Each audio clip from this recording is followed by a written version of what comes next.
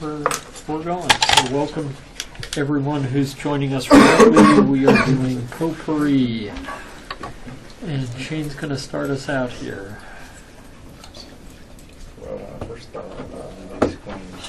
That's exactly what it is, a big squamous cell carcinoma. So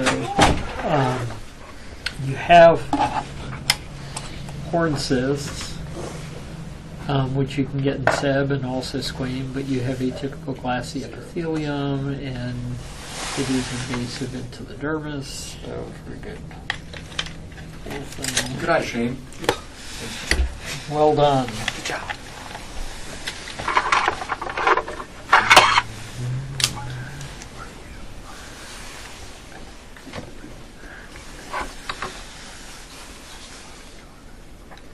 So this looks like a clear cell acanthoma.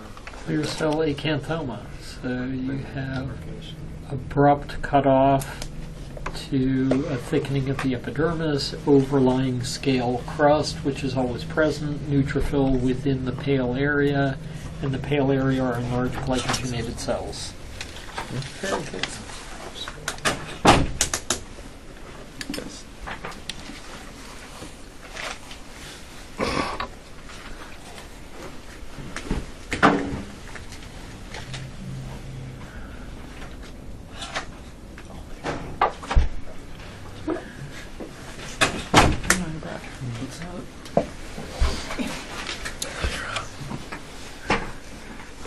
I mean, parts of it look kind of Ka-oid.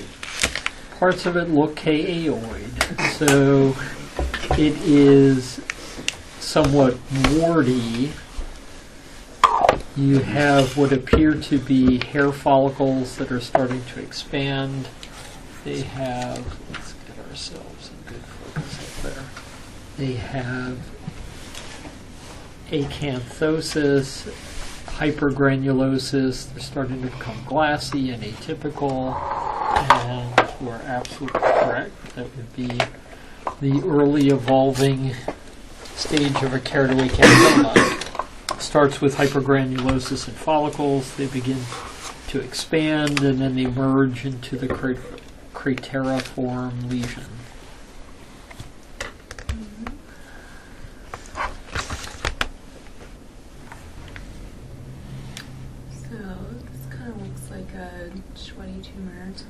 Looks like a Schweddy tumor. So tell me about this Schweddy tumor. So you have a tumor. It's composed of polygonal cells that have visible cytoplasm, have duct formation, have visible pink sweat. Tell me about the stroma.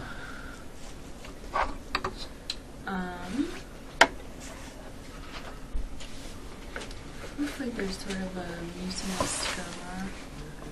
Say, rather than mucinous, I'd say you can see endothelial cells, but rather than having a big lumen, you have endothelial cells and you have multiply wrapped basement membrane zones, so it looks almost like osteoid.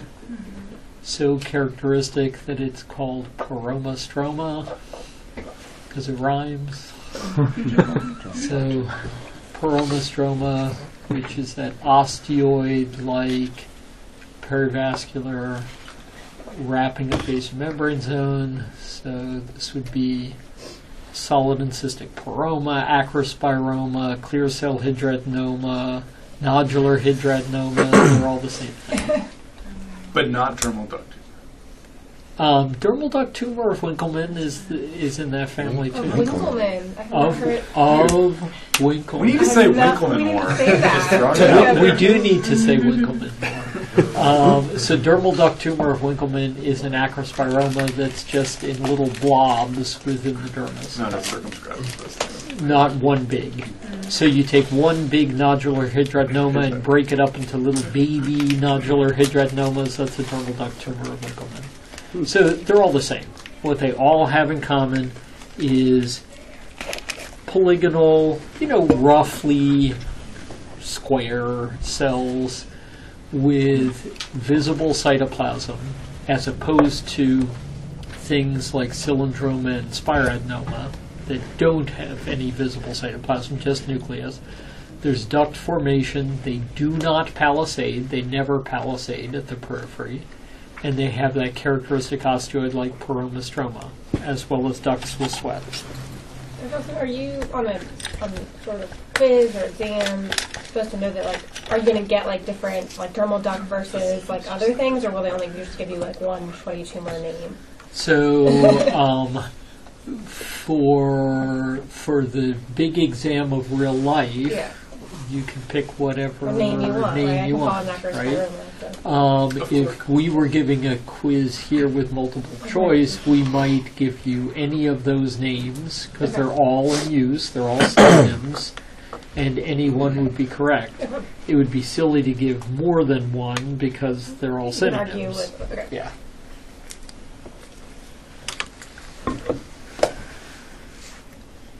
Okay, David.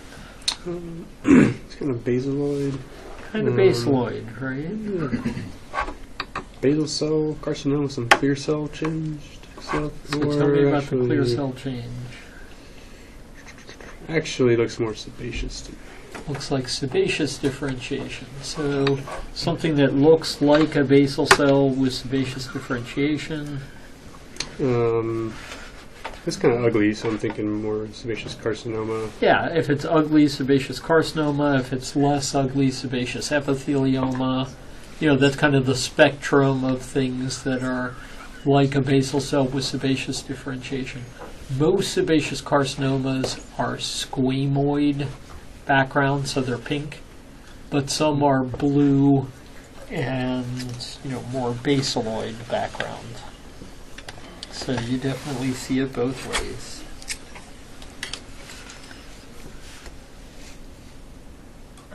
This is an intraepidermal pustule. Intraepidermal pustule, probably where on the body? Acral surface, it looks like. Yeah, probably not just acral, but volar, probably. So you could think of it dyshydrotic eczema. So dyshydrotic eczema is usually pustule or spongiotic vesicle? Spongiotic vesicle, I apologize. So you could have pustular psoriasis. So exactly. Pustular psoriasis, and so tinea would be in there. You're absolutely correct. Pustular psoriasis, and then variants of that acrodermatitis of continuum of Halipo, palmoplantar pustulosis of Barber, Pustulosis of the palms and soles. pustular bacteria of Andrews, which is like pustular psoriasis every time you get an abscess tooth. So any of those would be perfectly good.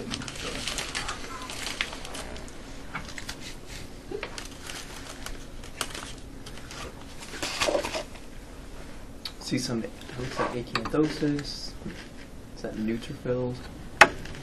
So neutrophils EOs. and EOs. So you have PEH and pus, but lots of EOs in the pockets of pus. Could that be like P. vegetans? Like pemphigus vegetans would be by far the most likely, and which one? Newman or Halipo? I don't remember the difference of those. So it's You said Halipo yeah, this second, one's so. yeah, this one's that is true. The Halipo type. So which one? Halipo is the more benign vegetating verrucous type. Newman is the type that ends up as regular P. vulgaris, which is not a nice thing to have. So if you remember, I mean, think back to Seinfeld. Did they like it when Newman walked into the room? No, exactly. It was hello, Newman, right? Always. So no one likes it when Newman shows up, and Newman is the bad one, the one that goes to pemphigus vulgaris and really hurts you, whereas Halipo isn't so bad. It's just kind of chronic vegetative.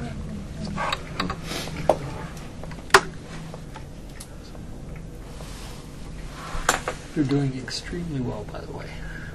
Right.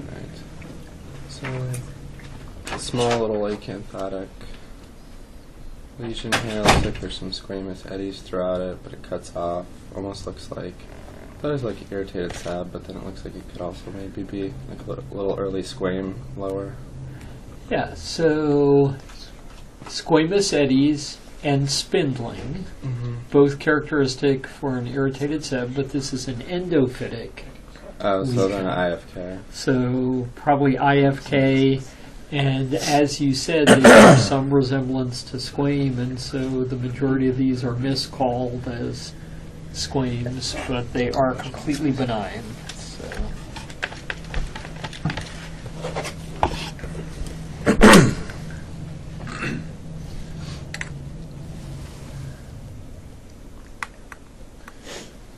So it looks like I have a little superficial perivascular infiltrate. So superficial perivascular infiltrate. Where do you think you are? Let's see. Given the compact basket weave corneum, I'd say you're probably acral but not volar skin. Okay. So like a distal armor leg but not palmar sole, not volar. So like arthropodosalt maybe? Should want to look for I don't see a these. dense wood-shaped perivascular infiltrate. I do see a corneum that is normal for sight on top of compact red. What does that make you think of? Like tinea? That makes you think of tinea. So you'd want to go and look in the compact red and see what's there. And if you did in this case, you'd see hyphae.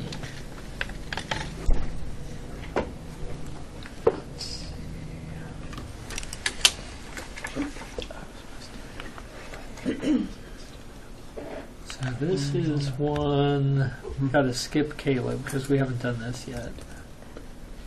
We could go to Othello. Sure. I like in the first cut there were areas of fat necrosis in there. So there are. Almost look like saponification type thing. Yeah, so there's definitely area of fat necrosis, and sort of necrosis of everything. You have a lot of inflammatory cells where you have necrosis. So this used to be a vessel. I don't see much in the way of inflammatory cells, but I do see all of this amphiphilic stuff. Maybe neutrophilic debris. Hard to... Let's go. Which they're all kind of elongated, and actually look at them up on the screen. I think you can see they're all like little bacteria. like bacteria. And are these more cocci or are these more rods? So what would give you necrosis of tissue, necrosis of vessel, no inflammatory cells, and rods? So gonococcine? Pseudomonas. Pseudomonas. Yeah, gonococcus is diplococci. And this would be typical for ecthyma gangrenosum, Pseudomonas sepsis, where you have those rods. And so what's typical for ecthyma gangrenosum is dead vessel, no inflammatory cells, blue haze made up of amphiphilic rods. Okay.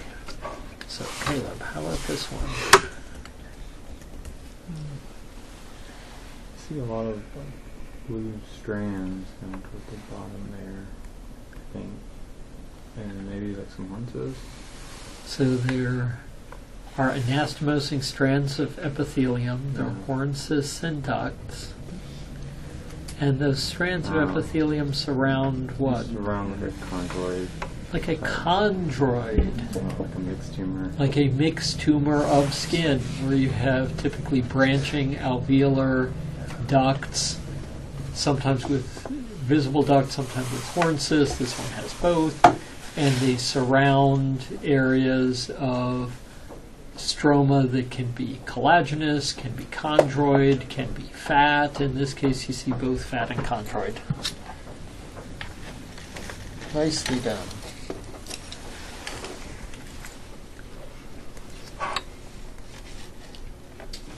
Looks like a pilomatricoma. Looks like a pilomatricoma. You have caseloid cells. You have keratinization, and the keratinization is with shadow cells. like the hair matrix, which is why it's a pilomatricoma. Sometimes they can be calcified, sometimes they can be ossified.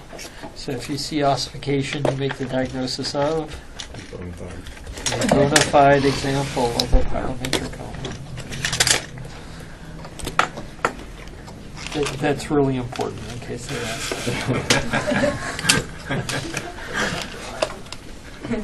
Okay, how about this? So it looks like a cup-shaped invagination. Looks like a solitary lesion. Not the best villi, but there's definitely like dyskeratosis and acantholysis and corons and some grains. Good for you. We call it a warty D. You would indeed call this a warty D, and this was an eyelid tumor taken off, thought to be a squame. And you're much better off with the warty dyskeratoma. Well done.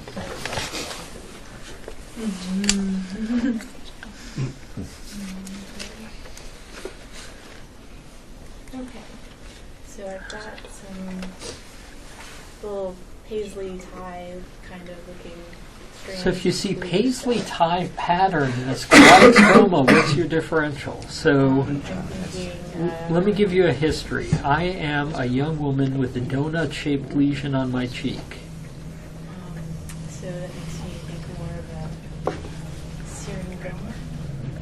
More desmoplastic tricoap with that. And this is clearly too infiltrative for that. But by history, that would be more DTE. If it were a small ball-like lesion histologically, and I were an Asian female or a kid with Downs with little papules on my lower eyelids, that's good for syringomas. If I'm a 50-year-old with an infiltrative lesion of my upper lip, microcystic adnexal carcinoma, and this one is more like a morphiiform BCC. And the morphiiform BCC at the base often goes to just one cell thick within a sclerotic stroma. So that's kind of your paisley tie differential. Okay. This one a little more a little more challenging. So Is that elastic? yeah, it's an elastic stain, so we'll just talk ourselves through it. So it's an elastic stain done because it's a very atrophic areas of skin on the distal arms and legs. You can see deep vessels and fat are much higher than where they should be, so all of this is atrophic, but the elastic is all preserved, so it's not a scar, it's not atrophic scarring. And kind of hard to see because it's elastic stained, but there is a sort of diffuse but sparse lymphohistiocytic infiltrate throughout. So what would give you a stocking glove distribution of atrophy on your arms and legs, sparse lymphoid or lymphohistiocytic infiltrate and preservation of elastic? I think more of the acral stocking glove atrophy. Yeah, Lyme, acrodermatitis chronica atrophicans. So harder since that was an elastic stain. That's probably H&E would be easier. Okay, that we're not going to do. That we're not going to do. This one we can do. But we haven't done this chapter yet, so Dan could probably do it though. So it's something in the deep dermis of Q. Yeah. There's, So is it more inflammatory or more tumorish? I think it's more tumorish. More tumorish, and the tumors is principally composed of fat, so some sort of lipoma, and then what's embedded in the lipoma? Blood vessels. Blood vessels. And are they tiny little capillary blood vessels like an angiolipoma, or are they more muscular blood vessels? Or muscular. So like something that might be an angiolio or angiomyolipoma. So angiomyolipomas in skin associated with not much. Angiomyolipomas, same tumor in kidney associated with tuberous sclerosis, where they often cause renal failure by being multiple and crushing the renal parenchyma in kids with TS or young adults with TS. Sort of the nastiest things that happen to you with TS are in young women, the lymphangiomyomatosis of the lung, where they end up with lung transplants, and kidney, the angiomyolipomas, which just crush the snot out of the kidneys. So, okay, Shane, how about this one? We have cyst, lining. Okay, so it's a cyst. Well done. And what's the cyst wall like? So it has some adnexal structures in it. Has adnexal structures. I mean, it looks just like skin, complete with little adnexal structures. Like a dermoid cyst. And where do dermoids tend to occur? Lateral eyebrow. Midline. Yeah. So usually lateral eyebrow is probably about the most common. Well done.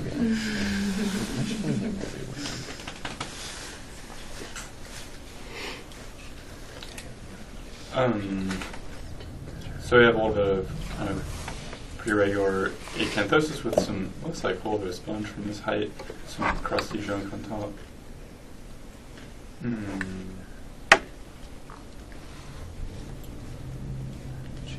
So, I mean, that looks not like sponge, just like kind of a little bit more atypical keratinocytes. Atypical keratinocytes. And is it all the keratinocytes or just some of the keratinocytes? Just some, so like AK, but it's not good.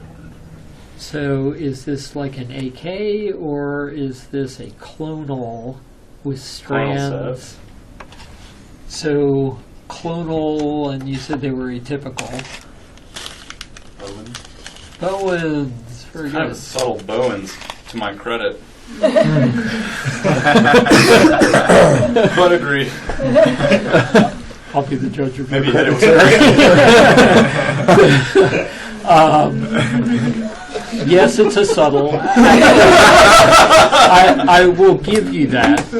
This is sort of the pattern that you tend to see with HPV-associated genital Bowens, and they're often missed for exactly the reasons you said. I was just trying to give you that. They are smaller, more hyperchromatic cells, but they're not big anaplastic ugly cells. They're smaller hyperchromatic cells.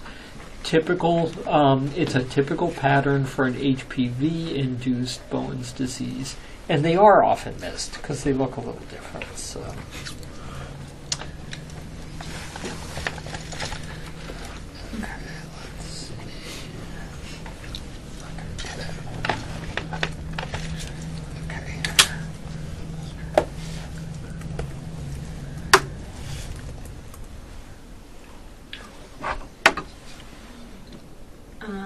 On first glance, I was thinking some of these really looked long and slender. They do look a little Maybe with long. some endothelial swelling. So.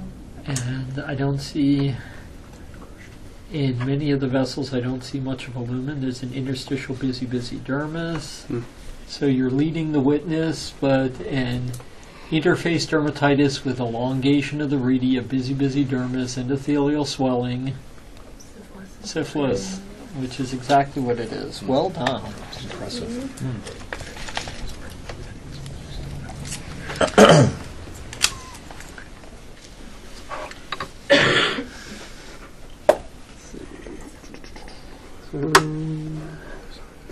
Square punch biopsy looks like it possibly has necrobiosis and kind of an X pattern. So square punch biopsy, which means it was something hard or indurated. There is necrobiosis, and then the question is it making intersecting X's, or is it more like a layer cake? If it were more like a layer cake, you would say... Necrobiosis lipoidica. And if it were intersecting X's, you'd say... NXG. Necrobiotic xanthogranuloma, where the NXG makes X's that intersect overhead. NXGs tend to have a lot of neutrophilic debris. Dirtier bacon. Yeah, it's dirtier bacon, whereas cleaner bacon that are just strips of pink and white, cleaner bacon tends to be NLD, dirtier bacon tends to be NXG. I don't see much neutrophilic debris. Honestly, I'd go with the clinical on this. If this is a periocular nodule, then it's NXG and you look for a paraprotein. If this is a diabetic with a plaque on the leg, it's probably NLD. Xanthoma cells, or like the xanthomatous part, or cholesterol, does that guide you at all? That is also helpful, that you tend to have much more cholesterol clefts in NXG, as well as the dirty nuclear debris. So NXG has been described as bacon you wouldn't want to eat because it's dirty, it's got cholesterol clefts, it's of course that's the bacon most of us do eat, but bad bacon is NXG.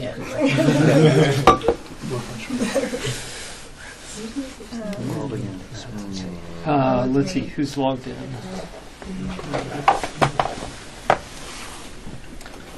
But people are still online. They can still see it, right? Okay. So, Christina. I thought it was a blue nevus, given it's monophyletic and it has that deep color to it. Okay, so it's wedge-like. You'd want to be sure it has its own sclerotic stroma. With your hand, so you can always look to see does it block out in that area with refraction. But there is some banal nevus here.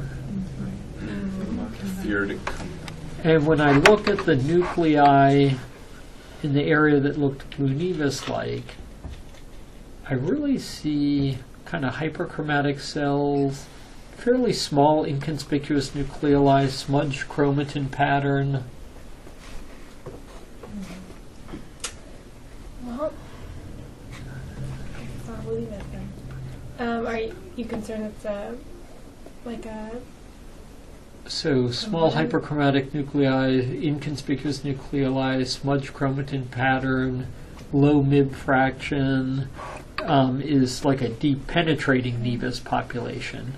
And so if you have an ordinary nevus population combined with a deep penetrating nevus, that was the most common combined nevus sent to Dr. Reed at Tulane when he described it, so he called it the common combined nevus. So common combined nevus of Reed is... but it's not the pigmented spindle cell nevus of Reed? What a guy. Dude, that's a name alert for sure. That is. They're too pigmented. Like, that's not... So, Dick Reed was a Southern gentleman at Tulane who read most of the referred melanocytic lesions in the South. And so he was getting these funny spits-like things on the legs of young women that he called a pigmented spindle cell nevus, and he was getting banal nevus combined with DPN, which he called a common combined nevus. It was later in his honor that the of Reed was added to each of those.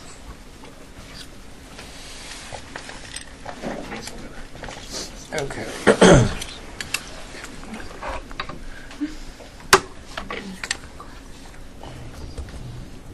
And this, we have not done these yet, so we'll skip to Brian.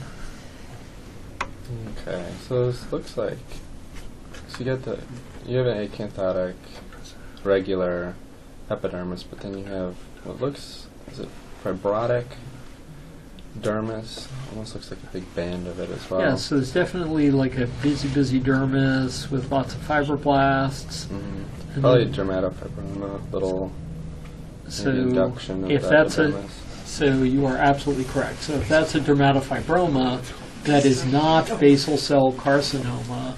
That is merely follicular induction, and in fact, you can see the little primitive hair germ with the matrical epithelium, inner root sheath with red trichohyalin granules, glycogenated outer root sheath. So you know those are little primordial follicles, not basal cell. And that kind of follicular or sebaceous induction and the plate-like or regular acanthosis are quite common over dermatofibroma. And a mimic for basal cell. Not in Ohio. That's right. They're not fooled.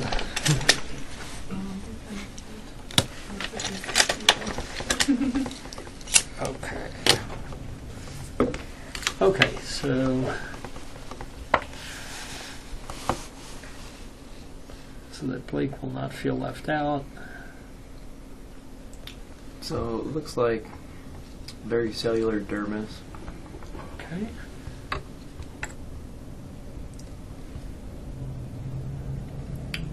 Is it just interdermal nevus? What's the condition of your epidermis? Crusty.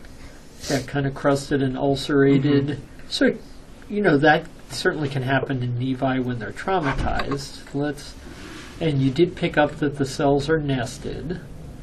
Do you see nests or cells becoming particularly smaller and single file towards the base? Not really. So we don't see good evidence of maturation. We don't see good evidence of dispersion.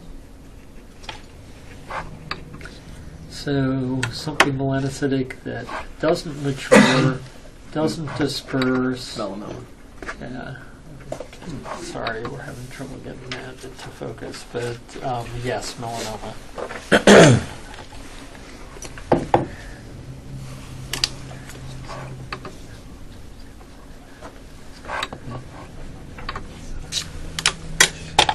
Sorry, let's get ourselves focus there. Okay. Roberto, So- what do you see? Let's have some the deep. Looks like a punch with maybe some tombstoning. I don't see the top of the epidermis. Yeah. So thinking about this. So you have tombstoning and you've lost the rest of your epidermis. It's come off, so it's a vulgaris type pattern. Very good.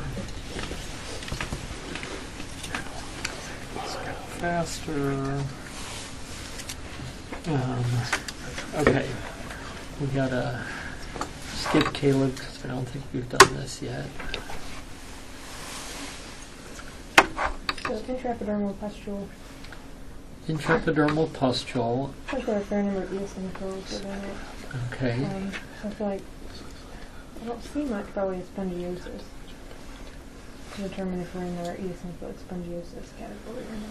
But if one were, and I'd say there's maybe a little bit of spongiosis, then how do you feel when you see eosinophilic spongiosis? Happy doc. Happy. So go ahead, and what does that stand for? So herpes, cristationis, arthropod, pentagoid, pemphigus, incontinential pigmenti, ETN, and then I had a doc on there for drug or Fuji in contact. Okay, it's actually very good to add those things.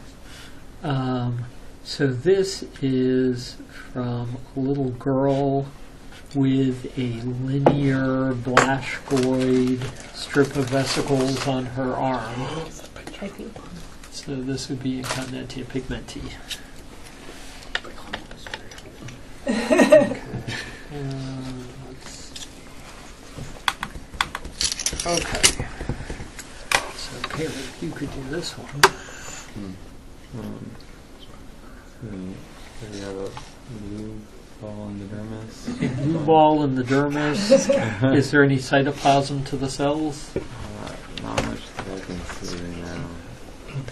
Okay. And it's composed then of just basaloid cells with very little or no cytoplasm, and they come in 3 colors. I see darker gray to the periphery, paler gray to the center, and then it's speckled with jet black lymphocytes. So this is Spiroadenoma. spiroadenoma. Well done.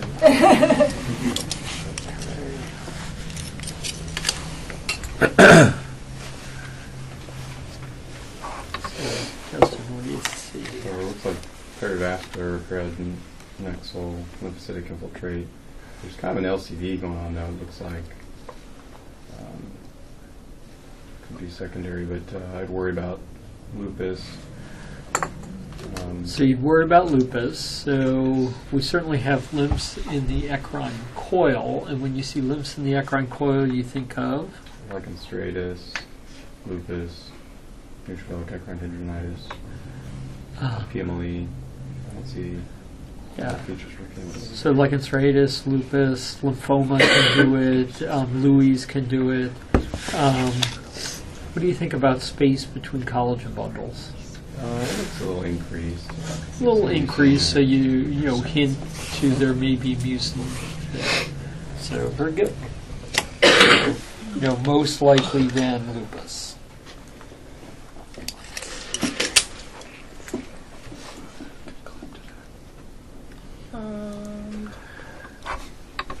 I think there's supposed to be a subepidermal vesicle or blister there. A subepidermal blister, and is Very there much? posse-cellular. So posse inflammatory subepidermal Maybe a bulla. little festooning of the papillae in there. Maybe a little festooning with just a little hyalinization of the little vessels. That looks like we're on April skin, so I think PCT. So the PCT would be your most likely. What other things give you posse inflammatory subepidermal bully? BP can be more posse-cellular. So BP can, cicatricial pemphigoid can. Sometimes bullous urticaria pigmentosa. You don't make out the mast cells so much. So those are all posse inflammatory bullas. Lymphedema. So bullous lymphedema. Coma blisters where you may not be deep enough to see the necrosis of the sweat glands. Is coma typically subepidermal? Yes. Coma blister is a post-inflammatory subepidermal bulla with necrosis of sweat glands. We actually have a really good example in one of the boxes. It was a St. Luke's patient who the resident said she looks like she has TEN, but it's just on one side of her body. That's helpful. And she keeps saying it was there when she woke up. Well, the question was, when did you go to sleep? Well, she went to sleep on Monday. After her procedure, she woke up on Sunday, the following Sunday, with this on her side. So she had, coma blisters. What about EBA? Is EBA not posse inflammatory? EBA and, in fact, inherited EB as well. So EBA can be inflammatory, can look just like pemphigoid, but EBA can also be post-inflammatory like inherited epidermolysis bullosa. One last question. Yes. In diabetic bulla, is there any clues? Bullosis diabeticorum, the fact that they're diabetic. Yeah, I mean, not good histologic clues. Bullosis diabeticorum. Okay, how about this one? So, got looks like a little bit of inflammation in the dermis. Yeah, and this one probably we haven't done this yet, so Got some let's. odd-looking cleared out spaces. Yeah, and those are when you see a sclerotic dermis and odd spaces. Yeah, it's the xylocaine. It was hard to inject, and so they really pushed hard, and you get these bubbles of xylocaine. So they're a clue to the fact that it was a hard process. And your collagen up above is pretty normal, but then here you lose all your space between the collagen and it's thick and hyalinized, and you have perivascular lymphoplasmacytic infiltrates. So, yeah, morphia. Exactly.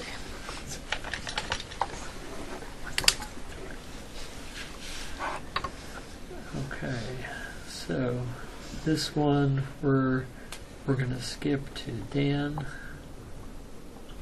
So it looks like a pink ball. Pink ball, and Appear to be vessels. there are vessels. I would go for angiomyoma. Yeah, so this is, so the last one you had was an angiomyolipoma, which is like a lipoma with the angiolio embedded in it. And this is the whole ball or marble is the smooth muscle walls of the vessels. So you see the lumen, and then the vessel wall never ends. The vessel wall becomes the pink marble, right? So that is an angioliomyoma. And other than being tender, they don't hurt you in any way. Okay. How about this one, Shane?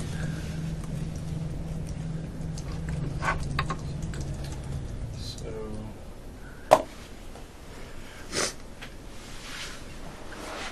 these are little, but they kind of look like melanocytes too. So your question would be, so they are definitely uglocytes, right? So, they're atypical. And you have mitoses, so, lots of ugliform cells. And then the question is, what's the differentiation of these ugliform cells? So what's the differentiation? That's pink, so nailed it. Yeah, they're keratinizing in areas, so it's probably, So, ugly squame. yeah, so it's an ugly squame. A moderately to poorly differentiated squamous cell carcinoma. So you're absolutely right. You identified them as atypical cells extending into the dermis. Then you can make out a band of keratinization around the nucleus, in many of them areas of more complete keratinization. So it's tipped its hand as a poorly differentiated squamous cell carcinoma.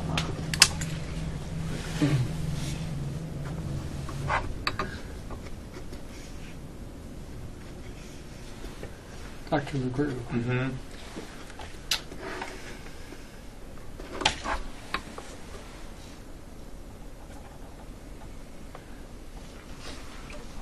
I mean, is this like a pora that we're not seeing a good cut on? So tell me about the thickness of your epidermis relative to the thickness of your corneum. Slightly thicker. Only slightly thicker. Is it usually only slightly thicker than your corneum? It's usually moderately thicker. It's usually moderately thicker. So when it is only slightly thicker than your corneum, it suggests you have either too little epidermis or too much corneum, right? True. And Flexible extension.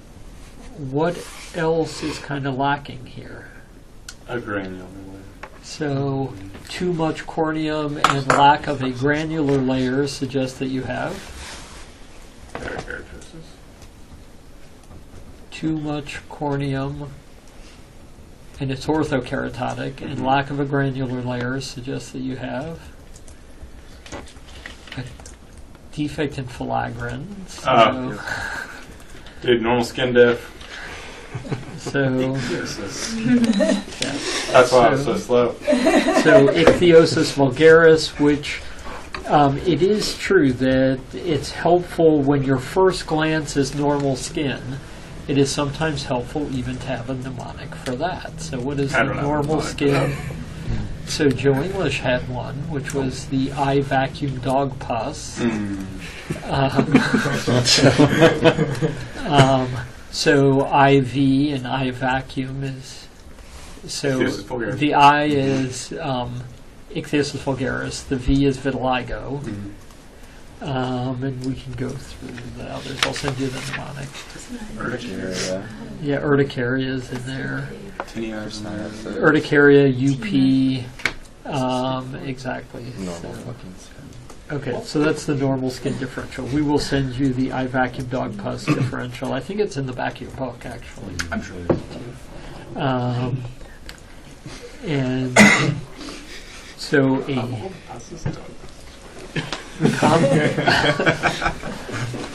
a compact, well, a compact corneum, lack of granular layer, ichthyosis vulgaris would be the key.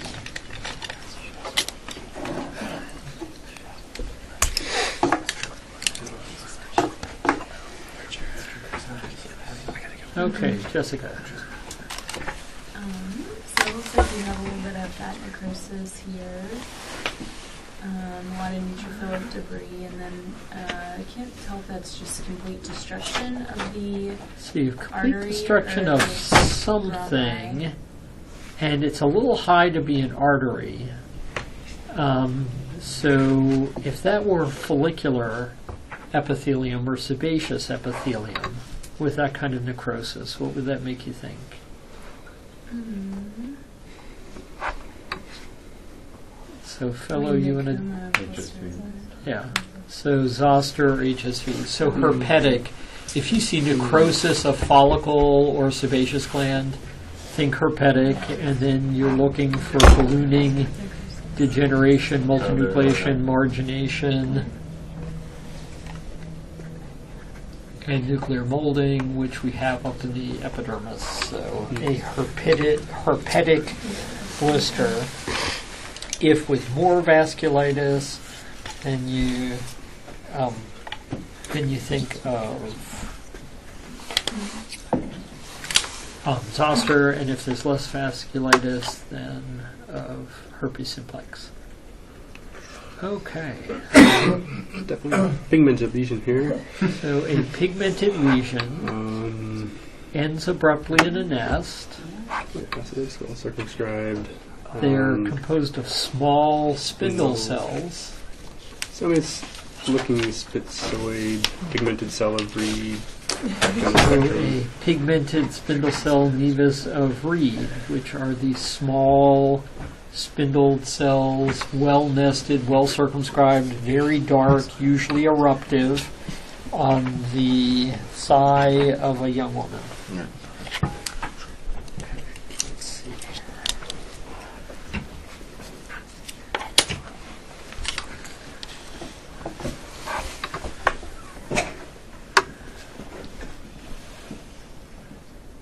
Okay, well, this is a very long, thin, shaved biopsy. Oh, there's something. Have a melanocytic lesion.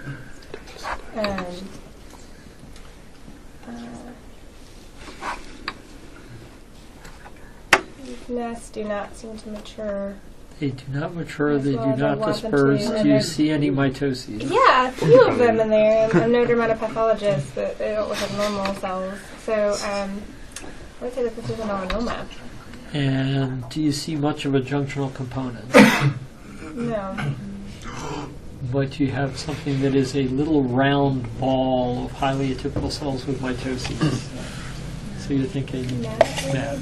I just wonder why the clinician took such a long, thin shave. That is a very good question. My guess is that there were multiple MADs I was trying to get in all there, and if you did step sections, you'd probably pick up some of the others.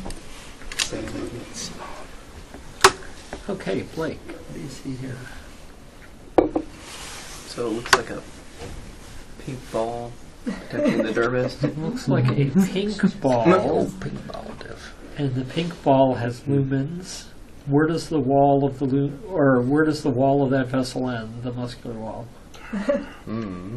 or it sort of doesn't end. It Tough just to tell. becomes the pink ball. So what is this?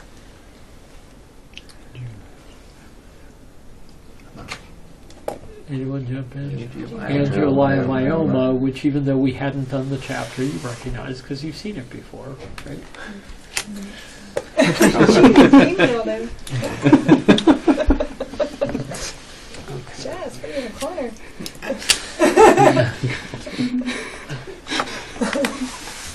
Okay. So, little focal area looks like you have some hemorrhage. Yeah. So because of that hemorrhage and monotonous looking cells, maybe like a glomangioma, glomus-y type. Yeah, and it's not really hemorrhage because it's in dilated vessels. So vascular lumen full of blood, and then surrounding that vascular lumen full of blood, strings of round blue cells that look like strings of black pearls. Mm-hmm. That would be a glomus. Very good. If it's more vessel, then it's glomangioma. If it's more tumor, then it's glomus tumor. Glomus tumors tend to be sporadic and painful. Glomangiomas tend to be multiple, inherited, and painless. It's like some psoriasiform hyperplasia. Psoriasiform hyperplasia overlying it. Para. Is it para or It's nudes? neutrophilic debris, so scale crust. Okay. Psoriasiform hyperplasia. Does it continue or does it end abruptly right there? Yeah, it kind of stops and transitions to normal. I mean, like, because of the coloring of the epidermis, like clear cell. Like a clear cell or pale cell acanthoma, as being synonymous.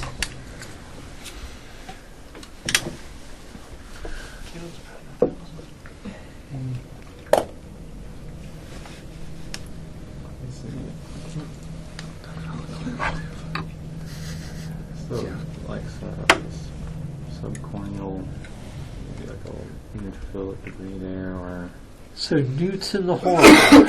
Tell me about newts in the horn. brings up P-tics differential. Which includes?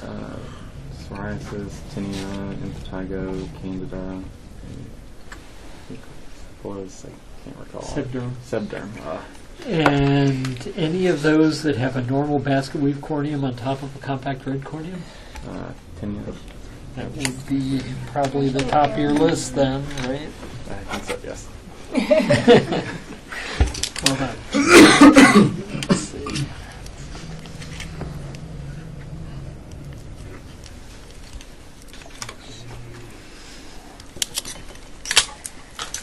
Trying to go for good yielding stuff here since we're almost done.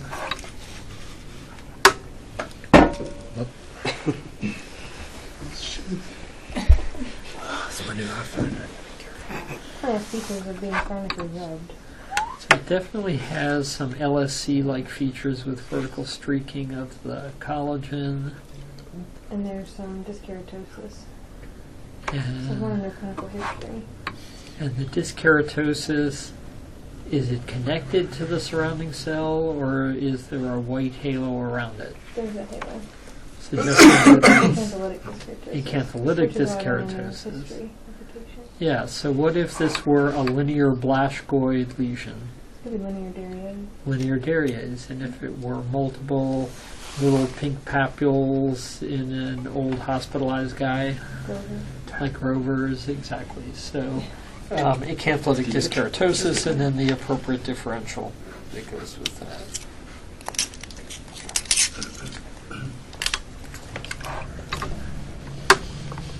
Ooh, that's a little pale slide. What sounds like stained slide? So this one is probably worth soaking the cover slip off and restaining it. That looks like sweet. Kind of looks like sweets because you have massive papillodermal edema. So if you have massive papillodermal edema, that can be sweets. Bowel bypass can also be tinea. If that were all lymphoid, then you'd think of things like polymorphous light, eruption, and perniosis if it's able to. Very good. If we can get someone to soak that off and restain it, is worth doing. And we are at the end. Well done. Great work. Actually, incredibly well done. We got an incredible guy.